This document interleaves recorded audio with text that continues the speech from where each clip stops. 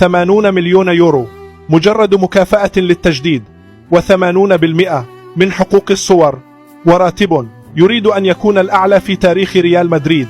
لكن السؤال ليس كم طلب، السؤال هو: هل أنت أكبر من مبادئ ريال مدريد؟ هل أنت كريستيانو رونالدو؟ هل أنت توني كروس؟ هل أنت لوكا مودريتش؟ هؤلاء كتبوا التاريخ أولا ثم تحدثوا بعد ذلك. أما ريال مدريد فهو النادي الذي لم يتردد في وداع كريستيانو رونالدو، رغم أنه كان الهداف التاريخي وصاحب أعظم حقبة هجومية في تاريخ النادي. لذلك من يعرف فلورنتينو بيريز يعلم أن الشعار سيبقى دائما فوق أي لاعب. صحيح أن الإدارة تريد حسم الملف سريعا حتى لا تدخل في سيناريو الرحيل المجاني مع اقتراب نهاية العقد، لكن إن كان هناك شيء لم يتغير في ريال مدريد فهو أن المبادئ لا تباع مهما كان اسم اللاعب.